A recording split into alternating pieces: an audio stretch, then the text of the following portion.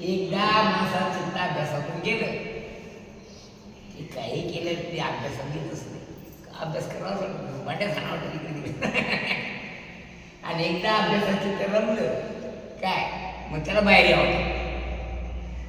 काय होते वृत्ती येता मग बळ लागली बाहेर वृत्ती येतच नाही. घडोघडी काळ वाटया ते पाय अजून किती आहे अवकाश हाती आणून तापा घेऊन सावड काहीतरी बोल करी म्हणा. एकनाथ महाराज म्हणते खैऱ्या रस्त्याचा त्याला 500 रुपये दिवस खैऱ्या विचार केला ही नोट आपली काय नाही आपण देवाची पिढी टाकू काय विचार केलं का नाही. चालता चालता चालता चालता 2 पोरं चालले तिथे पुढं बोराडे दिले गेला आपण जाऊ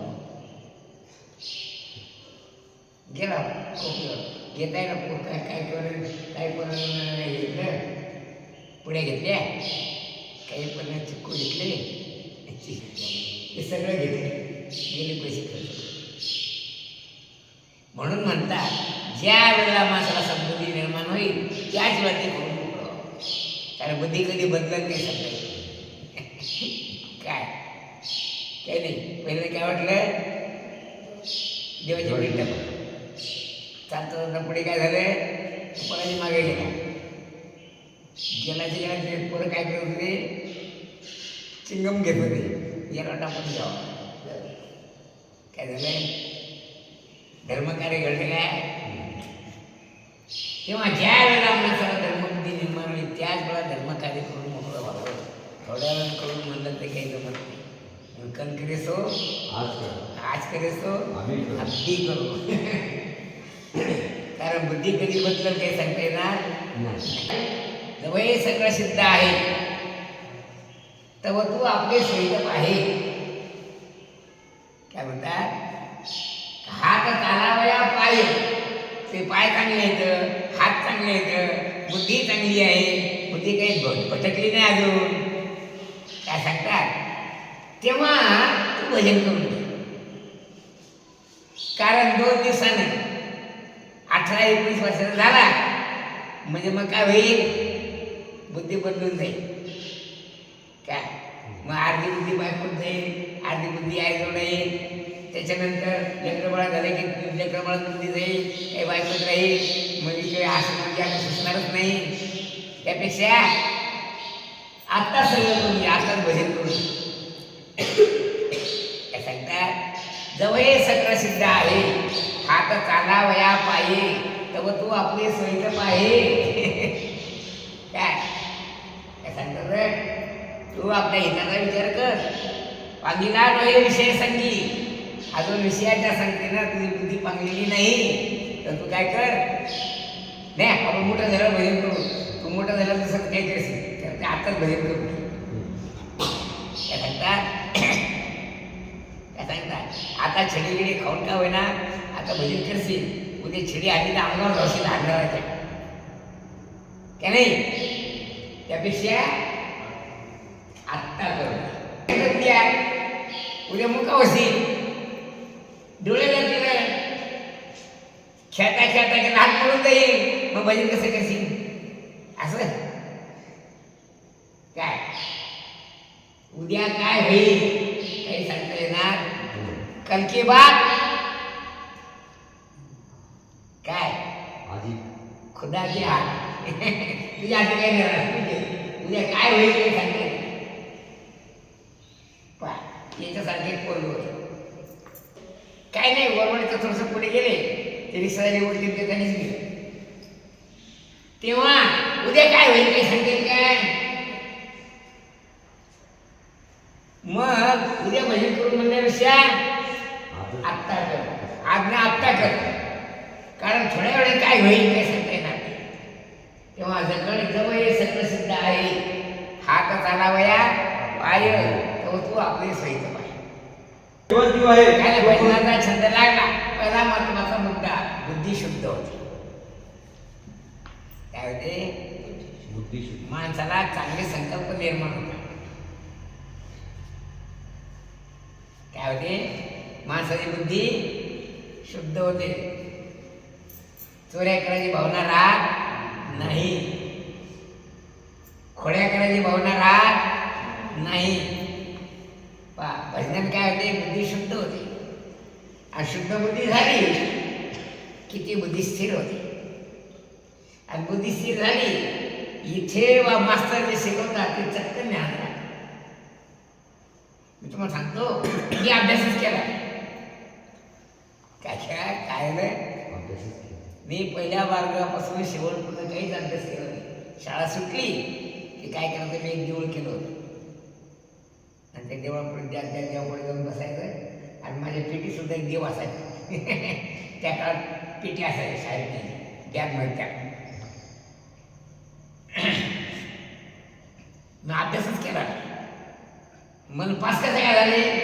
पास व्हायचं कारण असं आहे की मास्तर जे शिकवत होतं ना ते एकाग्र चित्त ऐकायचं. काय करायचं? इकडे पाहिजे नाही, तिकडे पाहिजे नाही, खालमान घालायचे नाही, खाली करायचे नाही, पोराला चित्ते घ्यायचे नाही. काय करायचं? एकाग्र चित्तानं ऐकलं की ते पाठच होऊन जातं. अभ्यास केला ते कामच नाही राहत. काय हा मास्तर शिकवत असताना इकडे पाहायचं, असं करायचं, मन नाही काही घ्यायला. मग त्याला अभ्यासच करावा लागतो. आणि अभ्यास केला तरी घ्यायला नाही काय नाही. मग काय करावं लागते? एकाग्र चित्तानं ते शिकवत असताना ऐकलं ते पाठच होऊन जाते. काय ते आम्हाला मास्तर लोकांनी शाळेच्या काही शिकवल्या त्या सगळ्यामध्ये आजही येतात. काय करा ते? एकाग्र चित्त नाही. रोज तुझ्या जीवनासाठी राहील, त्यात तुझा विकास होईल. पुढे काळाची एवढी पडेल बा जेव्हा, सोडविना तेव्हा माय बाप, सोडविना राजा दिशीचा चौधरी, आणि ग सोयरी भली भली, तुका म्हणे तुझं सोडविना कोणी, एका चक्र पाणी वाचून कोणी सोडवणार? आणि सोडवणार कोण आहे? चक्रपाणी म्हणजे श्रीकृष्ण देव सोडवतो. ज्याच्या पाणी म्हणजे हातात चक्र आहे त्याचं नाव चक्रपाणी. पाणी म्हणजे पाणी म्हणजे त्यात लक्ष ठेवा. कोणत्यासाठी बोलवला? ध्यान ठेवासाठी. चक्रपाणी पाणी म्हणजे काय? हात. पाणी म्हणजे जनात नाही बरं. पाणी म्हणजे हात.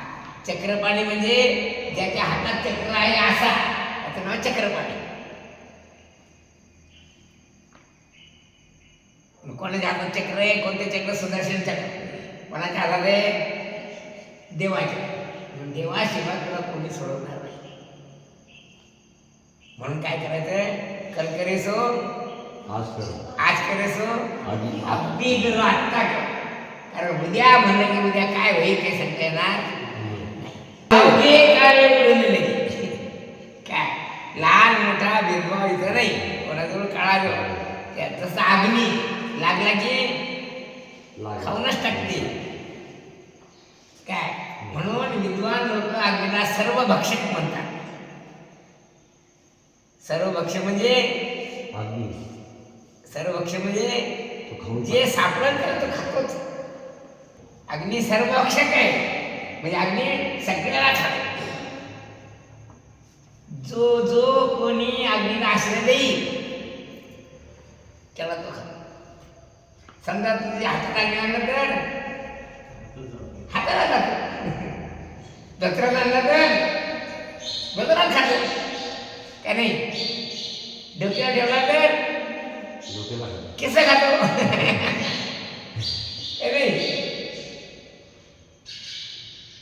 मग जो अग्नीला आश्रय देईल या सगळ्या अग्नी खाऊन टाकतो. त्याचं नाव काय आहे? सर्व भक्षक. प्रकाशील आत्मती. कारण पाणी व आरसा याचा स्वभाव असा आहे. आरसा नेहमी प्रतिबिंब ग्रहण करीत असतो. काय करते आरसा? आरसा काय दाखवते? प्रतिबिंब दाखवते. म्हणजे जो आरशाला पाहिजे त्याला आरसा त्याच्यात दाखवतो. पाण्याला असं पाहिलं की आपलं प्रतिबिंब त्यात दिसतं काय नाही. त्यातल्या त्या गढूळ पाणी असलं तर मग नाही दिसत. तेव्हा अंतःकरण शुद्ध असलं अस्थिर असलं की आत्मतेज प्रकाश हृदयी प्रकाशेल आत्मतेज. हृदय ते काय हृदय आपल्या अंतःकरणामध्ये आपल्या हृदयामध्ये आत्मतेज प्रकाशित होते. तो दिव्य माणूस होतो. जसं रामदासांनी सांगतात अहिल्या शिळा राघवे मुक्त केली पदी लागता दिव्य होऊन गेली. गौतम ऋषीची बायको तिचं नाव काय आहे? ती ब्रह्मदेवाची मुलगी. तेव्हा त्याच्या बायकोकडून काही चूक झाली. मग गौतम ऋषी तिला शाप देऊन टाकला तू दगड होत असेल. ती झाली दगड झाली. पण ती नवऱ्याच्या पाया पडली, माफी मागितली आणि महाराज मला माफ करा. ते मला तेव्हा राग निघून घेतला त्याचा. माफ करा म्हणते तो माफी तर देतो म्हणे, पण मी जे बोललो तसं होणार दगड होणारच. म्हणलं मग तू असं कर रामाचं भजन कर. काय सांगितलं तिला? तू रामाचं भजन कर. काही दिवसानं तू पूर्व अवस्थेला येशील. मग ती त्या आश्रमात राम राम राम असं म्हणत. पुढे योगायोगानं विश्वामित्र राम लक्ष्मण हे सीतेच्या सरोवराला चालले. जाता त्या आश्रमातून रस्ता होता. कहो म्हणे मार ते आश्रम कमी पडत सण भकास केला त्याला. मग विश्वामित्राने त्याला एक गोष्ट सांगितली. गौतम ऋषीने त्याची बायकोला शाप दिला आणि ती झाली दगड. आणि रामा ती तुला हाक मारायला लागली तेव्हा तू तिला दर्शन दे. हा गेला उभा राहा. अरे असं नाही म्हणे, तुला पाय तिला लाव. मग रामानं आपला पाय तिला लावल्याबरोबर ती दिव्य स्वरूपाला होती. ती जिवंत बाई झाली. मग रामदास स्वामी लिहितात पदी लागता दिव्य होऊन गेली. कोण? अहिल्या शिळा. शिळा म्हणजे दगड. राघवे मुक्त केली पदी लागता दिव्य होऊन गेली. तेव्हा तू देवाचं भजन, जसं अहिल्याने देवाचं भजन केलं दिव्य होऊन गेली, तर तूही दिव्य होऊन असेल. तेव्हा कल करे सो आज करे सो आपली करू. कारण बुद्धी कधी बदल काही सांगता येणार नाही. पुढे लक्षात ठेवा. मलिन म्हणजे रजोगुण आणि तमोगुणाचं मिश्रण झाले. गुण किती आहेत? त्रिवीर गुण मयेर भावे रेवी सर्व विनम जगा. 3 गुणांना युक्त अशी माया. म्हणजे रजोगुणाने तमोगुणाने मिश्रित जी माया आहे तिला अविद्या असं म्हणतात. काय म्हणतात?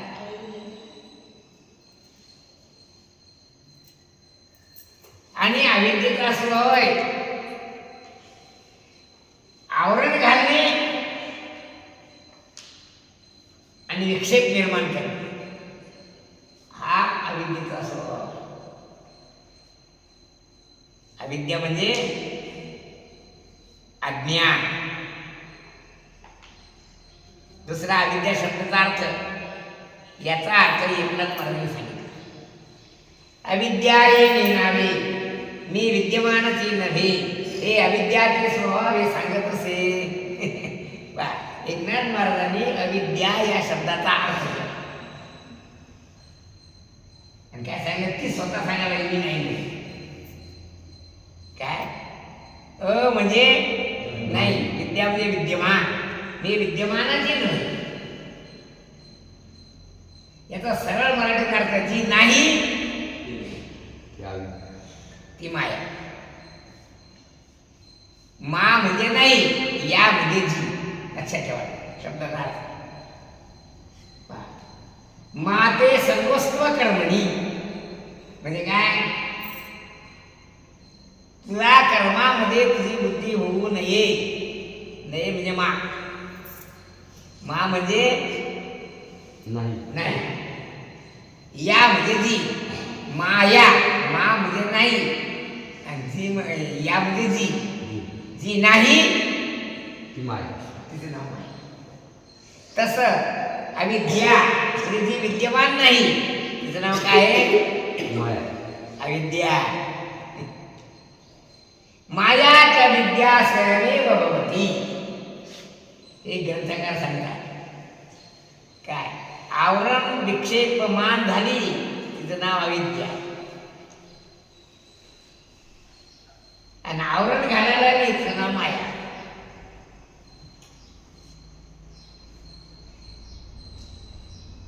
अर्थात जी नाही ती माया, जी विद्यमान नाही ती अविद्या. अज्ञानाचा स्वभाव आहे. बुद्धीला झाकून टाकणे हा अज्ञानाचा स्वभाव. काय करणे? बुद्धीला झाकून टाकणे. हो. सारख्या नेहमी झोपेत राहतो, आज ते खालीच माने. त्याचं कारण अज्ञान. दुसरी गोष्ट, झोप काय करते? झोप आपल्या बुद्धीला मालिन्य आणते. काय करते? मग मारलं नाही येत नाही. काय करू मला येत होते. याचं कारण काय आहे? याचं कारण काय? त्या बुद्धीला मालिन्य आले. कोण आणते? अज्ञान. झोप. तुकाराम महाराज लिहितात, झोप काळाची बहीण. कोणाची बहीण? झोप काळाची म्हणजे यमाची.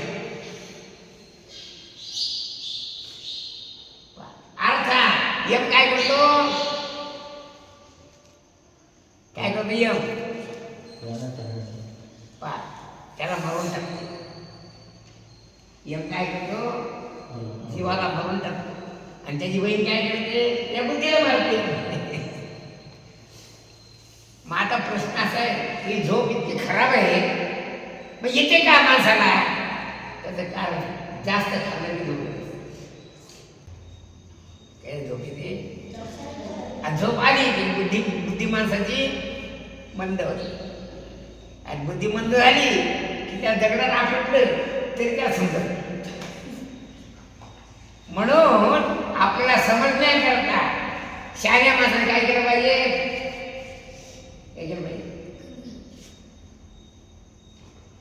खाण्याचं माप एवढं सांगितलं माणसं चालू सांगताना की सांग, जेणेकरून तू मरणार नाही इतकं खा. काय सांगितलं? जेणेकरून तू मरणार नाही. हो. जेणेकरून तू झोप येणार नाही इतकं खा. काय नाही तर खूप खायचं, असं करायचं.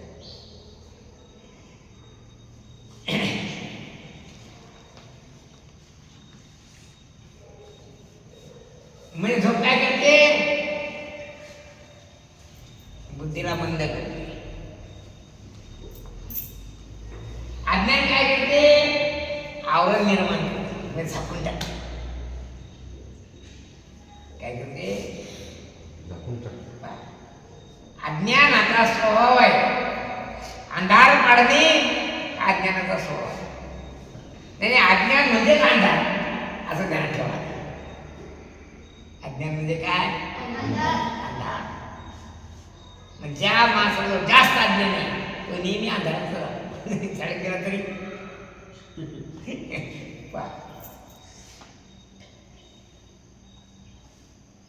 किती वाजल्याला?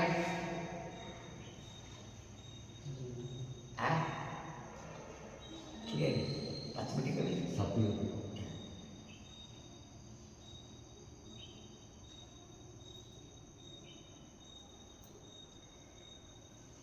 मग अज्ञानाच्या निवृत्तीकरता उपाय काय आहे? काय उपाय? पहिला उपाय काय उपाय आहे? युक्त आहार विहारस्य युक्त चेष्टस्य कर्मसु युक्त स्वप्नावबोधस्य योगो भवती दुःख. गीतेच्या 6व्या अध्यायात श्लोक आहे का नाही? 6व्या काय किती आहे? 6व्या. युक्त म्हणजे काय? जेणेकरून तो झोप येणार नाही एवढं खा, याचं नाव युक्त. युक्तीने खाणे. युक्तीने खाणे म्हणजे हीच युक्ती की जेणेकरून आपला झोप येणार नाही, आपल्या शरीराला जडता निर्माण होणार नाही, इतकं खायचं. म्हणजे काय होणार आहे? काय होणार आहे? काय होणार आहे? आपल्या बुद्धीला जडता निर्माण होणार नाही इतकं खायचं. म्हणजे मग काय होईल रे? हलकेपणा वाटत नाही, हुशारी वाटत. हुशारी वाटली शिकवलं की ध्यानात राहते का नाही? आणि त्याची हुशारी नष्ट झाली, त्याला मारलं ते रडल, पण त्याच्या ध्यानात राहत नाही. कारण त्याची बुद्धी आळसाने खाऊन टाकली. आळस कशाने आला? जास्त खाल्लं, जडता निर्माण झाली. आणि जडता निर्माण होऊ नये त्याला उपाय काय आहे? कमी खाणे. आणि समजा आधी जडता तर व्यायाम करणे. काय करायचं? सत्वगुण प्रधान माया आणि तमोगुण प्रधान अविद्या, अज्ञा, असा नियम. मायाच तमोगुण त्यात घुसला की त्याचं नाव होते अज्ञा, आणि सत्वगुण त्याच्यात जास्त असला त्याचं नाव होते माया. आता एक ध्यान ठेवा, तुम्हाला समजण्याकरता मुद्दाम म्हणून सत्यावर मुद्दाम बोलवलं. कशाकरता? विशेषण कशाला म्हणतात आणि उपाधी कशाला म्हणतात लिहून ठेवा. पेन घरी ठेवण्याची नका. जो आपले धर्म दुसऱ्यावर घालतो आणि त्याच्याशी मिसळून बसतो त्याला विशेषण म्हणतात.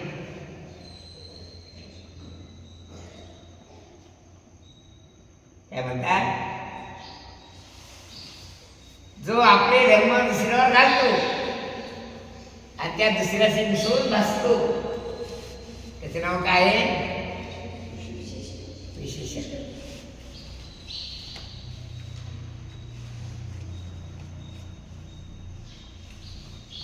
जो आपले धर्म दुसऱ्यावर घालत नाही, आपले धर्म आपल्या ठिकाणी ठेवतो, त्याचं आहे उपाय.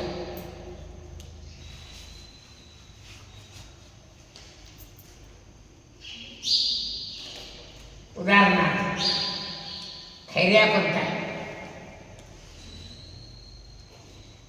खैरे नाही. ज्याच्या डोक्यात पांढऱ्या रंगाची टोपी आहे तो आहे खैर. नाही. ज्याच्या डोक्यात पांढऱ्या रंगाची टोपी आहे आणि ज्याच्या अंगात काळा कोट आहे तो आहे खैर. नाही. ज्यानं धोतर नसलं, काळ्या रंगाचा कोट आहे आणि टोपी पांढऱ्या रंगाची, तो एक आहे. म्हणजे काय झालं? या सगळ्या पोरावरून खैऱ्या एक अलग काढून त्यानं दाखवला. काय?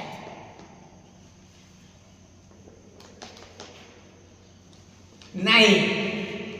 धोतर, काळा रंगाचा स्वेटर, टोपी हे खैऱ्याचं विशेषण झालं.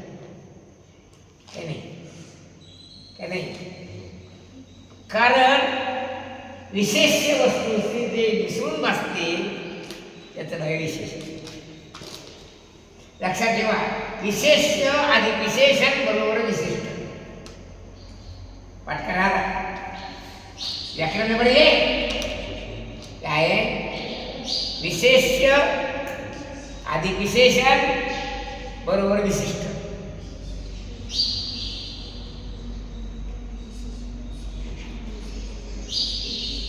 काय झालं?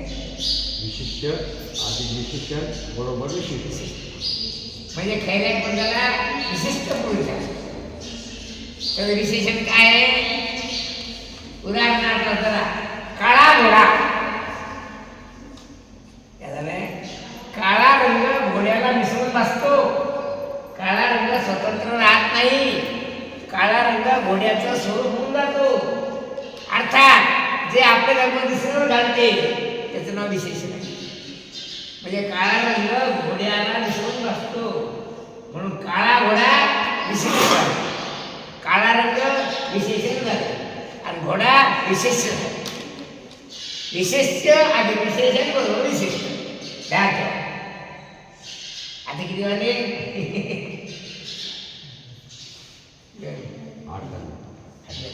आता हा का बघतो समज इतकं ध्यान ठेवायला राहील ना. काय ध्यान ठेवायचं छान ठेवून द्या ना. मग कुंडली वरला